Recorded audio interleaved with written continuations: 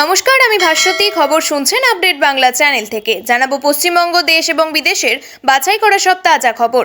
প্রতিদিনের সেরা খবরগুলি আপনার হাতের মুঠোয় পৌঁছে দিতে আমরা আছি সদা প্রস্তুত। শুরুতেই জানাবো সংবাদ শিরোনাম।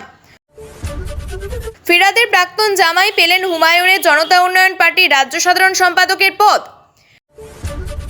সিপিআইএম নৈতিকতার ঠেকা নিয়ে কি এবার তাল ঠোকাঠুকি শুরু সিপিএমের দুই তরুণ নেতার। খাস কলকাতায় পড়ল বোমা, চলল গুলি, গোলপার্কের ঘটনাস্থলে দ্রুত পৌঁছালো পুলিশ। প্রতিশ্রুতি সার, বাজেটে নেই উত্তরবঙ্গে এইমস তৈরির কোনো ঘোষণা, বিজেপিকে তোপ তৃণমূলের। হামলা হলে গোটা মধ্যপ্রাচ্যে আমেরিকাকে চরম হুঁশিয়ারি খামেনেইয়ের। পুলিশের কাজে বাধা, ফেসবুকে অশালীন পোস্ট, বাঁকুড়ায় গ্রেপ্তার বিজেপি নেতা। বাজেটে কলকাতার পাতালপথের বরাদ্দ কাটছাট, মেট্রোর কোন প্রকল্পে কত টাকা। বালোচ গোষ্ঠীর হামলায় দায় ভারতের উপর চাপাচ্ছে পাকিস্তান, মোক্ষম জবাব দিল নয়াদিল্লি। কেন্দ্রীয় বাজেটের প্রশংসায় প্রধানমন্ত্রী মোদী, ভবিষ্যৎমুখী সংবেদনশীলতার জন্য অভিনন্দন নির্মলাকে। ডোমকলে জনজোয়ার, TERS, WERS, BLA2 কর্মীদের সংবর্ধনায় উন্নয়নের বার্তা। মমতাই চতুর্থবারের জন্য মুখ্যমন্ত্রী হবেন, বাজেট প্রক্রিয়ায় জানালেন কুণাল ঘোষ। বেলডাঙ্গায় অশান্তির ঘটনার তদন্তে এনআইএর প্রশাসনিক ব্যর্থতা, আক্রমণ অধীরের। বিধানসভা নির্বাচনের আগে মালদহের মোথাবাড়ি বিধানসভায় কংগ্রেসের বড়সড় ভাঙন। রক্তযোদ্ধা মুস্তাকিম কাউসারের মুক্তির আশায় নতুন আলো, ধুলিয়ান সফরে ভরতপুরের বিধায়ক। মন্ত্রী প্রদীপ মজুমদারের সভায় জনসমাগম কমতেই সাংবাদিকদের ওপর ক্ষোভ তৃণমূলের কর্মীদের। প্রতিশ্রুতি সার, বাজেটে নেই উত্তরবঙ্গের এইমস তৈরির কোনো ঘোষণা, বিজেপিকে তোপ তৃণমূলের। চাঁচলে ভূমি সংস্কারের দপ্তরে ঢিলছোড়া দূরত্বে জলাশয়ে ভরাটের অভিযোগ। রাতে ডেকে নিয়ে যায় বন্ধুরা, খাস কলকাতায় তপসিয়ায় যুবকের অস্বাভাবিক মৃত্যু। ভোটমুখী বিহারে ঢালাও বরাদ্দ ছিল দুইবারে কেন্দ্রীয় বাজেট, ভোটমুখী পশ্চিমবঙ্গের জন্য কর গুণে মাত্র 3 ঘোষণা নির্মলার। বাড়ি থেকে বেরিয়ে স্ত্রীকে ফোন করেছিলেন, তপসিয়ায় যুবকের মৃত্যুতে বাড়ছে রহস্য। কেন্দ্রীয় বাজেট নিয়ে বড় কথা বাংলার রাজ্যপালের, কি বললেন বোস। যাদবপুরে দিনের আলোয় মাঠ দখলের চেষ্টা, বাইক নিয়ে বহিরাগতদের হানা, তারপর এলাকাবাসী বুঝিয়ে দিলেন সব। এতদিন জানতাম ছানি পড়েছে, কিন্তু কানে যে শুনতে পেত না জানতাম না, বাজেট ইস্যুতে কেন বললেন সুমি। 85 মিনিট ভাট বকে কাটালেন, বাজেটকে মিশনলেস, ভিশনলেস, বেসলেস বলে কটাক্ষ অভিষেকের। জয় শ্রীরাম বলতেই মহারাজের উপর হামলা, RSS এর অনুষ্ঠান ঘিরে রণক্ষেত্র ভগবানপুর। দখলে রেখেছিল কমরেডি, লাল ঝান্ডা নিয়ে মিছিল করে পার্টি অফিস পুনরুদ্ধার সিপিএম এর। দুর্নীতি রুখতে বেনজির পদক্ষেপ যোগীর, সম্পত্তির হিসেব না দেওয়ায় স্থগিত 68,000 সরকারি কর্মীর বেতন। বিধায়ক হতে মরিয়া, মুর্শিদাবাদে হুমায়ুনের সমর্থনে প্রার্থী হতে আগ্রহী সেলিম। বৈঠকের আগে নির্বাচন কমিশন সিইও দপ্তরের বিরুদ্ধে সুপ্রিম কোর্টে মামলা মমতার। বাজেটকে অন্ধ হতে হয়, বাংলা বিরোধী বাজেটের ব্যাখ্যা দিতে হিমশিম বঙ্গ বিজেপি। গাড়ি দুর্ঘটনায় ক্ষতিপূরণের টাকা মিলবে সহজে, দিতে হবে না কর, বড় ঘোষণা কেন্দ্রীয় বাজেটে। হয়তো অন্যত্র চলে যেতে হবে, হাবড়ায় প্রার্থী হচ্ছেন না জ্যোতিপ্রিয়। চলতি মাস থেকে বাড়বে তাপমাত্রা, বৃষ্টি কম হবে, মাথায় হাত কৃষকদের। ভেনেজুয়েলা থেকে তেল কিনেই শাস্তি, ট্রাম্পের হুমকির জেরে এবার জরুরি অবস্থা জারি করল কিউবা। গুলি চলেছে রোহিতের বাড়ির সামনে, সম্প্রতি কিনেছেন 4.5 কোটির গাড়ি, কত সম্পত্তি পরিচালকের। প্রতিরক্ষা খাতে বরাদ্দ বেড়ে হলো 7,85,000 কোটি টাকা, অপারেশন সিন্দুরের পর 1 কোটির বেশি বৃদ্ধির নতুন নজির। বিদেশে চাকরি পাইয়ে দেওয়ার নাম করে প্রতারণা, জাল ভিসা দিয়ে লক্ষ লক্ষ টাকা লোপাট, উস্তিতে ধৃত 3। যুক্তি দিয়ে বলুন শুনবো, রাহুলকে রীতিমতো ধুয়ে দিলেন নির্মলা সীতারামন। ভগবানপুরে প্রকাশ্য মঞ্চে সাধু সন্তের উপর হামলা, পুলিশের জালে মূল অভিযুক্ত। উত্তরপ্রদেশের ঘটনার রেস পশ্চিম মেদিনীপুরে, চন্দ্রকোনা রোডে হিন্দু সমাজের জোরালো বিক্ষোভ। আপনাদের কাছে একটা অনুরোধ রইল, আমরা প্রতিদিন চেষ্টা করি আপনাদের জন্য সঠিক, সংক্ষিপ্ত এবং নিরপেক্ষ খবর পৌঁছে দিতে। আমাদের এই ছোট্ট চেষ্টাকে যদি আপনার ভালো লাগে তাহলে দয়া করে একটা লাইক দিয়ে পাশে থাকার বার্তা দিন। আপনাদের একটা লাইকই আমাদের আগামী দিনের অনুপ্রেরণা। এতক্ষণ শুনছিলেন সংবাদ শিরোনাম, এবার দেখে নিই বিস্তারিত খবরগুলি। বিহারের মতো প্রকল্প ঘোষণা হলো না ভোটমুখী পশ্চিমবঙ্গের জন্য। আনুষ্ঠানিক কোনো ব্যাখ্যা মেলেনি কেন্দ্রীয় সরকার এবং বিজেপির তরফে।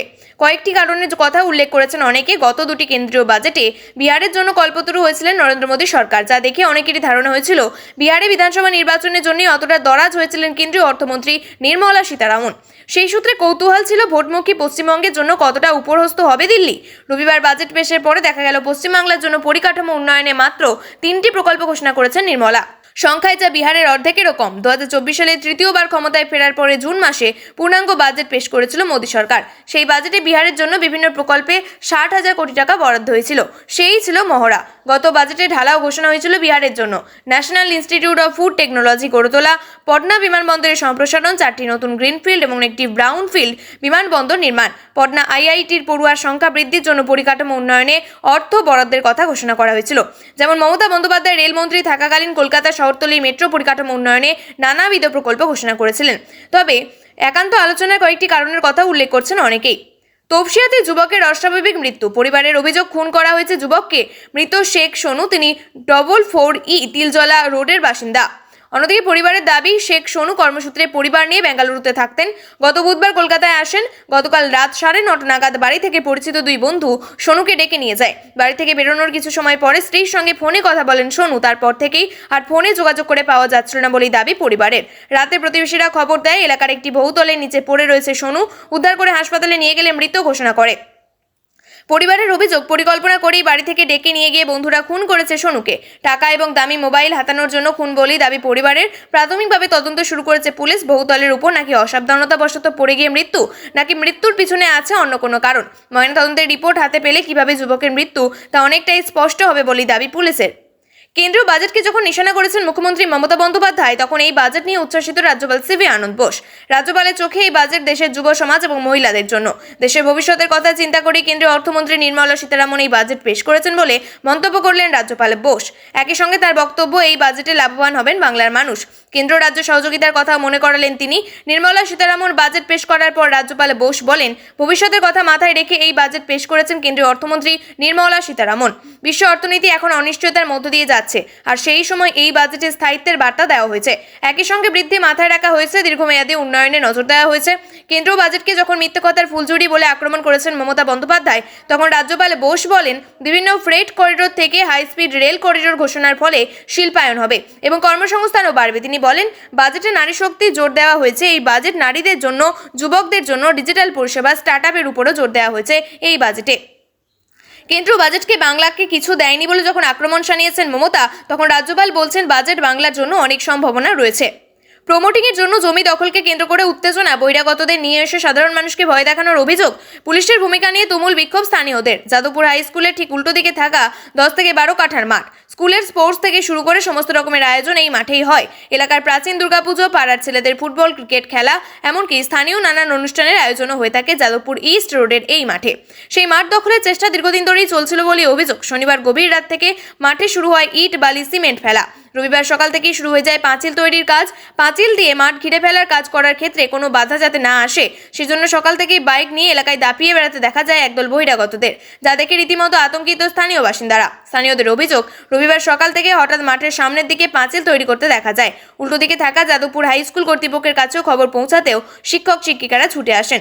সকলে মিলিত হয়ে মাঠে পাঁচিল দেওয়ার প্রতিবাদ করেন এবং হুমকি ও ভয় দেখানোর অভিযোগ। পাল্টা কোর্টের অর্ডার নিয়ে কাজ হচ্ছে বলেই জানানো হয় সকলকে, কিন্তু কোনো নথি দেখাতে পারেননি বলেই স্থানীয়দের দাবি। আর ওই জমির বাস্তবে মালিক তার কোনো নির্দিষ্ট তথ্য কারোর কাছে দেয়নি বলেই দাবি। সেই কারণে স্কুল এবং স্থানীয়রা বছরের পর বছর ধরে নানান কাজে ওই মাঠ ব্যবহার করে থাকে। এদিন মাঠের দখলের ঘটনাকে কেন্দ্র করে অশান্তির খবর পেয়ে ঘটনাস্থলে পৌঁছায় যাদবপুর থানার পুলিশ।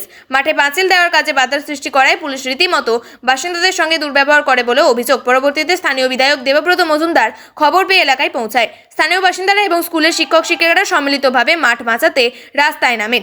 ইট, বালি, সিমেন্ট দিয়ে তৈরি করা পাঁচিল ভেঙে ফেলে দেয়। ক্ষোভের মুখে পড়ে এলাকা ছাড়ে বহিরাগতরা। আপাতত বন্ধ হয় পাঁচিল দেওয়ার কাজ। পাঁচিল দিয়ে মাঠ ঘিরে ফেলার কাজের ক্ষেত্রেও কোনো বাধা যাতে না আসে, সেজন্য সকাল থেকেই বাইক নিয়ে এলাকায় দাপিয়ে বেড়াতে দেখা যায় একদল বহিরাগতদের।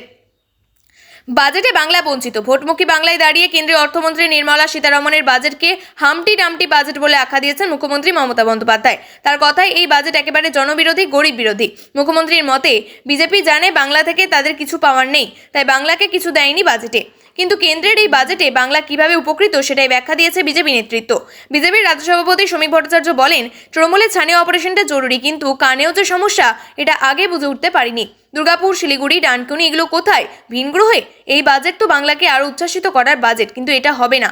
আসল বাজেট হবে সেটা হবে মে মাসে। অন্যদিকে বিজেপি নেতা সজল ঘোষ বলেন, আমরা শুধু বারাণসী থেকে শিলিগুড়ি হাই স্পিড ট্রেনটাকে কেন ভাবছি? ওষুধের দাম যে কমলো তার সুযোগ সুবিধা কি বাংলার মানুষ পাবে না? উন্নয়ন করলে বলবে ভোটমুখী ন্যারেটিভ, আর না হলে বলবে কিছুই হলো না। বারাণসী আজ মোদির জন্য বিখ্যাত। মোদি ডাইরেক্ট নজর রাখছে বাংলায়। এবার বাজেটে একাধিক সেক্টর নিয়ে সাধারণ মানুষ আশাবাদী ছিলেন। বাজেটের শুরুতেই শিক্ষা থেকে কর্মসংস্থান, আয় করে একাধিক সুযোগের হাতছানি রয়েছে, কিন্তু আমজনতা এই বাজেটে কি সত্যি বাংলার সাধারণ মানুষ কোনো সুবিধা পাবেন? বিজেপি নেতা তাপস রায় বলেন, ভোটের বাজেট নয়, ভারতবর্ষ থেকে যারা বাংলাকে আলাদা ভাবে তারা খুশি হবেন না। উন্নয়নমুখী বাজেট, বাংলায় 10 কোটি মানুষ, ভারতের সব কোটি মানুষের সঙ্গে একই সুবিধা পাবে। 15 বছরে এইসব দেখার পরেও কি উৎকর্ষতা ভাবেন? এই সরকারের কি থাকা প্রয়োজন আছে? কেন্দ্রের সঙ্গে এখানে ডবল ইঞ্জিন সরকার হলে সমস্ত ধার দেনাও মুকুব হবে। রবিবার পেশ হয়েছে কেন্দ্রীয় বাজেট। ভোটমুখী বাংলায় কেন্দ্রের এই বাজেট কতটা গুরুত্বপূর্ণ তা বলার অপেক্ষা রাখে না। আর এই বাজেট নিয়ে বড় মন্তব্য করলেন ডায়মন্ড হারবারের তৃণমূল সাংসদ অভিষেক বন্দ্যোপাধ্যায়। তার অভিযোগ, বাঙালিকে বঞ্চনা করা হয়েছে, পাশাপাশি এই বাজেটের কোনো অর্থ নেই বলে মন্তব্য অভিষেকের। এখানে বাঙালি অস্মিতার ইস্যুকে হাতিয়ার করে তৃণমূলের সর্বভারতীয় সাধারণ সম্পাদক অভিষেক বন্দ্যোপাধ্যায় বলেন, বাংলার জন্য কিছু নেই 85 মিনিটের বাজেটে। এই বাজেটকে মিশনলেস, ভিশনলেস, বেসলেস বাজেট বলে কটাক্ষ করেছেন তিনি।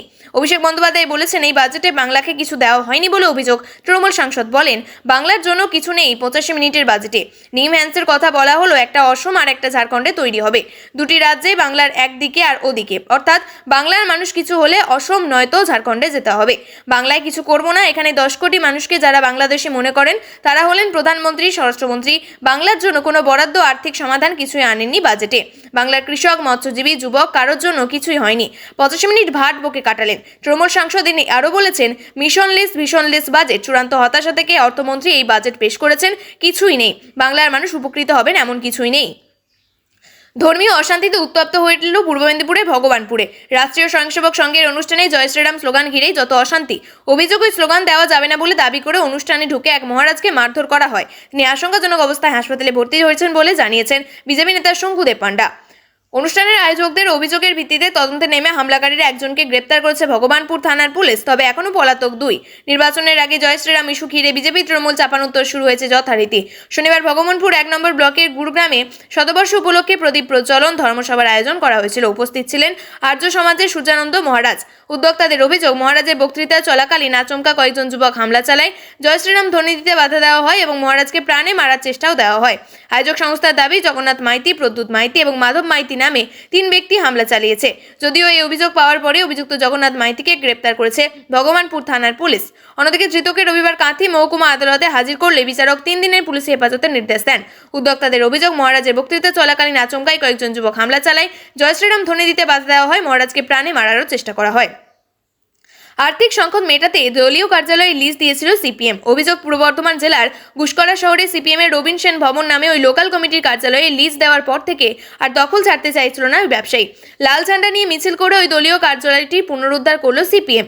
আগামী 12ই ফেব্রুয়ারি শিল্প ধর্মঘটের ডাক দিয়েছে সিপিএম। তার সমর্থনে শনিবার বর্ধমানের গুসকরায় দলের পক্ষ থেকে মিছিল করা হয়। ওই মিছিল গুসকরা 7 নম্বর ওয়ার্ড এলাকার লজপাড়াতে গিয়ে রবীন সেন ভবনের দখল নেন সিপিএম এর কর্মীরা।